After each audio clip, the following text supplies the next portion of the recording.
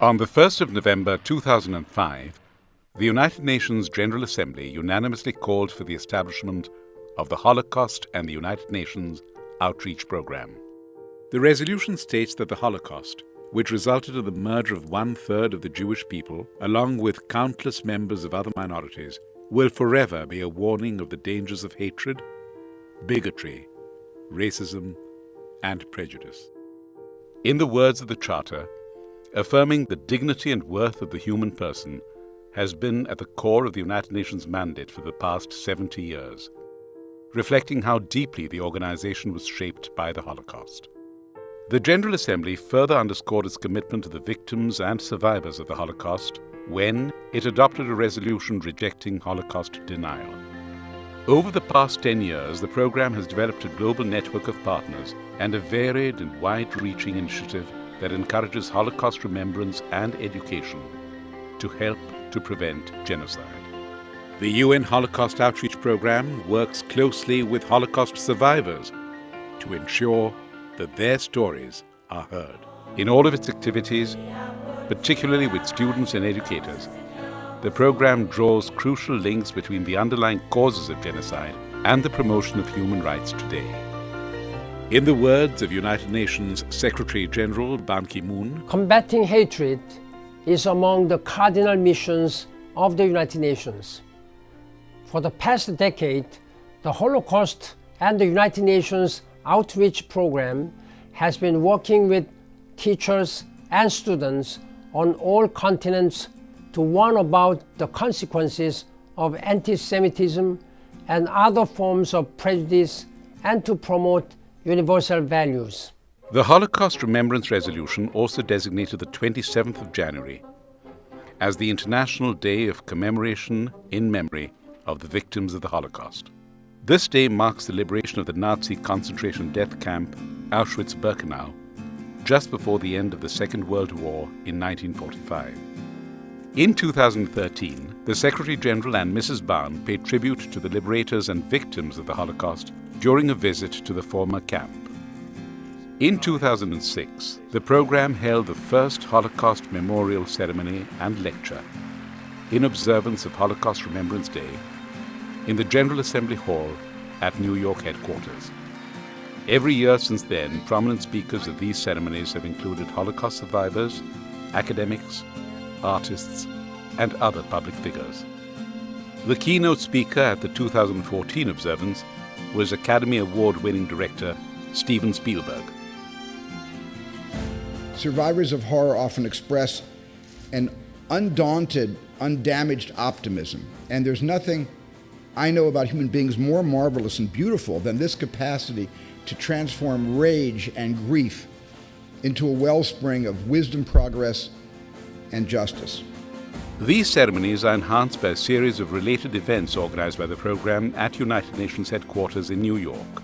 Both popular and documentary films are screened on topics such as the psychological and social impact of the Holocaust on the victims, resistance, and rescue. To examine this history and its relevance today, the program also partners with a number of non-governmental organizations and intergovernmental groups, including the International Holocaust Remembrance Alliance.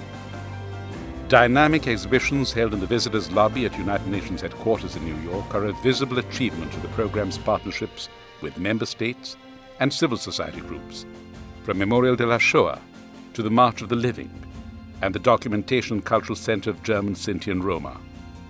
The program also created a permanent exhibit on the Holocaust for the United Nations guided tours route. Since its opening in 2008, it has been seen by more than 2 million visitors to United Nations headquarters in New York.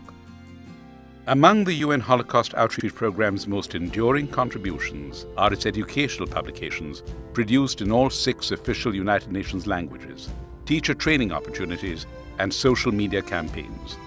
The Footprints for Hope DVD and educational package, produced with the UK Holocaust Centre and the University of London, reaches children between the ages of 11 and 14 years. The Last Flight of Peter Ginn's study guide, produced with the International School for Holocaust Studies at Yad Vashem, the Holocaust Martyrs and Heroes Remembrance Authority, reaches young people 13 years and older.